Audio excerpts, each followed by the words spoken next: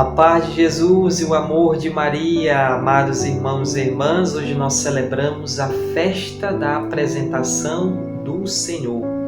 O evangelho de hoje é de Lucas, no capítulo 2, dos versículos 22 ao 40, e vai nos dizer assim: Quando se completaram os dias para a purificação deles, segundo a lei de Moisés, levaram a Jerusalém, a fim de apresentá-lo ao Senhor, conforme está escrito na lei do Senhor. Todo macho que abre o útero será consagrado ao Senhor, e para oferecer em sacrifício, como vem dito na lei do Senhor, um par de rolas ou 2 pombinhos. E havia em Jerusalém um homem chamado Simeão, que era justo e piedoso, e esperava a consolação de Israel, e o Espírito Santo estava nele. Fora-lhe revelado pelo Espírito Santo que não veria morte antes de ver o Cristo do Senhor. Movido pelo Espírito, ele veio ao templo, e quando os pais trouxeram o menino Jesus para cumprir as prescrições da lei a seu respeito, ele o tomou nos braços e bendisse a Deus, dizendo: Agora, soberano Senhor, podes despedir em paz o teu servo, segundo a tua palavra. Porque meus olhos viram tua salvação, que preparaste ante a face de todos os povos, luz para iluminar as nações e glória para o teu povo Israel. Seu pai e sua mãe estavam admirados com o que diziam dele. Simeão abençoou-os e disse a Maria, sua mãe: Eis que este menino foi posto para a queda e para o soerguimento de muitos em Israel, e como sinal de contradição, e a ti uma espada transpassará a tua alma, para que se revele os pensamentos íntimos de muitos corações. Havia também uma profetisa chamada Ana, de idade muito avançada, filha de Fanuel, da tribo de Assé. Após a virgindade, vivera 7 anos com o marido. Ficou viúva e chegou aos 84 anos. Não deixava o templo, servindo a Deus dia e noite com jejuns e orações. Como chegasse na mesma hora, agradecia a Deus e falava do menino a todos os que esperavam a libertação de Jerusalém. Terminando de fazer tudo conforme a lei do Senhor, voltaram a Galileia, para Nazaré, sua cidade. E o menino crescia, tornava-se robusto, enchia-se de sabedoria, e a graça de Deus estava com ele. Amados irmãos e irmãs, vimos no Evangelho de hoje 3 situações. A primeira, Jesus que é apresentado no templo. A segunda, o encontro com Simeão e Ana. E, por fim, a conclusão do Evangelho de hoje, que nos relata a vida oculta de Jesus em Nazaré, ali na sua casa, no seu cotidiano.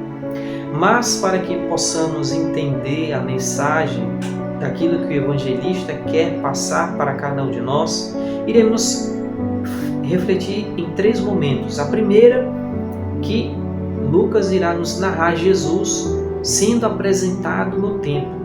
Ali ele vai colocar para cada um de nós a figura de José e Maria como pessoas fiéis à lei, pessoas piedosas, pessoas que viviam ali a sua religiosidade e foram até Jerusalém para apresentar o Senhor, para apresentar Jesus. Mas o interesse de Lucas é justamente nos mostrar que Jesus, ao ser apresentado no templo, está sendo consagrado totalmente ao Pai, como vai nos dizer no versículo 23, conforme está escrito na lei do Senhor, todo aquele que abre o útero, todo primogênito que abre o útero será consagrado ao Senhor. E Jesus, como sendo filho único de Maria, foi para ser consagrado, para a sua consagração total. Eles foram para realizar essa ação. Mas é importante percebermos que durante este momento de consagração, eles encontram Simeão, que vai dizer o evangelista, que era também um homem justo e piedoso, assim como os pais de Jesus. E vai dizer, ele esperava a consolação de Israel. O que seria essa consolação de Israel? É justamente a vinda do Messias, a vinda do Senhor. E aí Lucas, ele, na sua característica, ele vai escrever, e o Espírito Santo estava nele. O evangelista narra que tudo isso é ação do Espírito Santo. Ele menciona o Espírito Santo 3 vezes, e o Espírito Santo estava nele. Fora-lhe revelado pelo Espírito Santo. Movido pelo Espírito Santo, ele veio ao templo. A ação do Espírito. Assim como toda a história da salvação é a ação do Espírito Santo. Assim como nós vemos no início do Evangelho a anunciação, o encontro de Maria, o nascimento do menino Jesus. Jesus, depois, quando passar daqui dessa parte do Evangelho, no início do seu ministério, sendo conduzido pelo Espírito para ser tentado pelo demônio, tudo é obra do Espírito Santo. E aí se encontra com Simeão, esse homem justo, que está cheio do Espírito. E Simeão toma os meninos nos braços, bendice a Deus, dizendo, agora, soberano Senhor, pode deixar o teu servo ir em paz. Olha, cumpri a minha missão. Segundo a tua palavra, ele vai exprimir, os meus olhos viram a tua salvação. A salvação que ele esperava, a consolação, a vinda do Messias.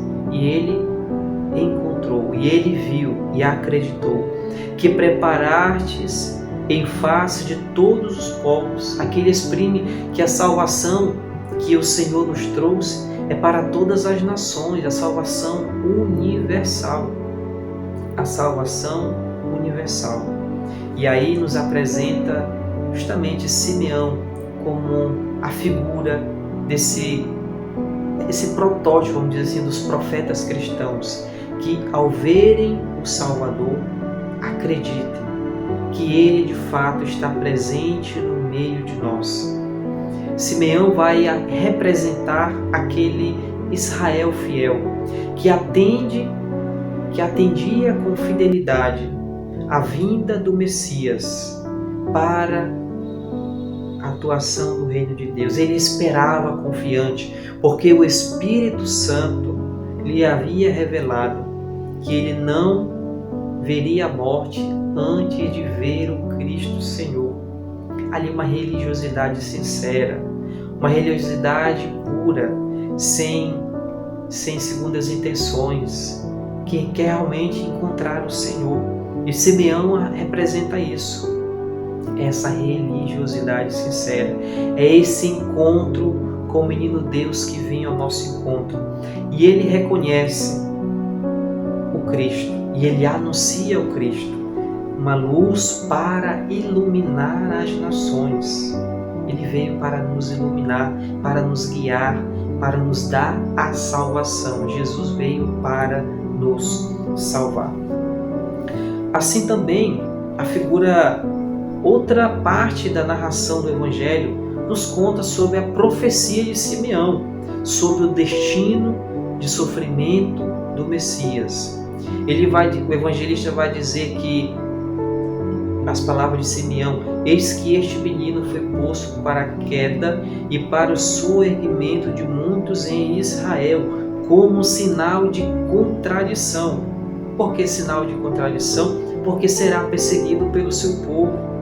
Porque Jesus irá ao encontro daquelas pessoas, ao encontro daqueles mais necessitados, ao encontro daqueles que estão perdidos, ao encontro daqueles que estão distantes. Por isso ele será perseguido.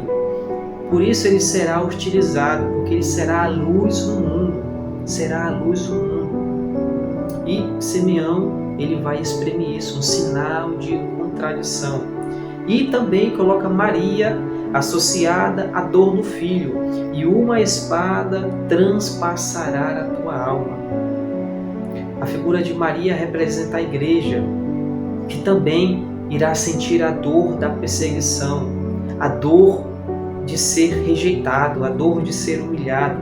E Maria vai passar tudo isso na sua alma. vai sentir a paixão do seu filho na sua alma, vai sofrer como uma mãe que vai presenciar todos os acontecimentos da vida de Jesus, da sua paixão, morte e ressurreição. Ele fala: uma espada transpassará a tua alma. E depois a profecia de Ana. Ana seria este modelo para as viúvas, como um sinal de seu serviço, de dedicação ao templo.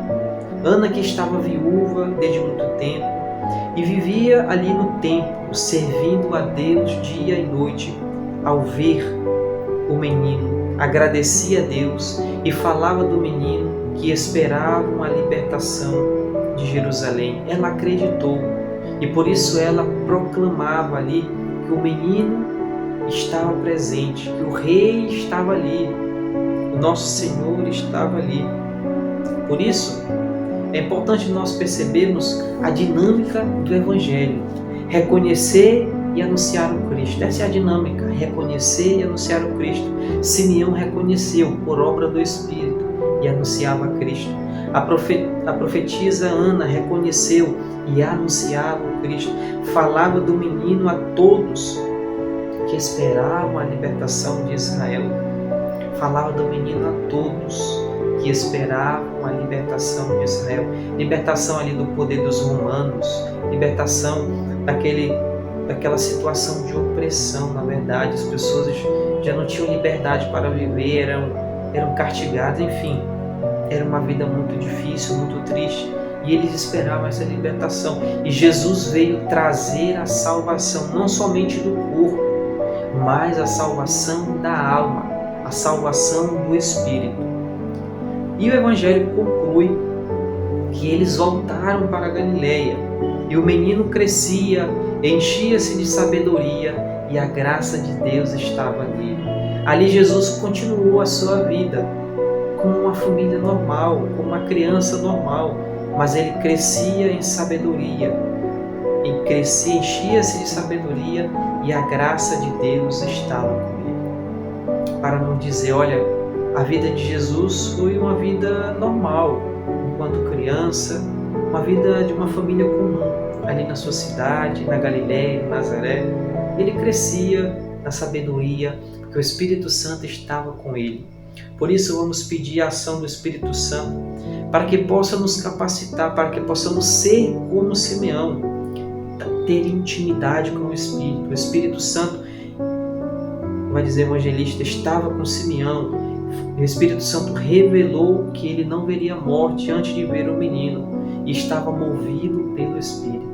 É a ação do Espírito Santo que confere sentido à nossa vida, à nossa existência, que confere para nós essa graça de sair das nossas comodidades e fazer algo novo, fazer algo concreto, que possa de fato nos dar vida plena. Por isso vem Espírito Santo, te pedimos a tua graça, os teus dons, os teus carismas, para que possamos reconhecer e anunciar o Cristo. E essa é a dinâmica do Evangelho, é reconhecer o Cristo e anunciá-lo. Dá-nos, Espírito, a capacidade de fazer justamente aquilo que o Senhor nos pede, anunciar a boa nova.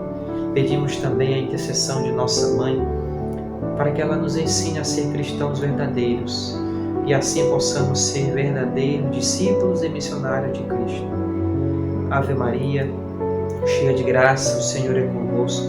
Bendita sois vós entre as mulheres, e bendito é o fruto do vosso ventre, Jesus. Santa Maria, Mãe de Deus, rogai por nós, pecadores, agora e na hora de nossa morte. Amém. Nossa Senhora, Mãe do Perpétuo Socorro, rogai por nós.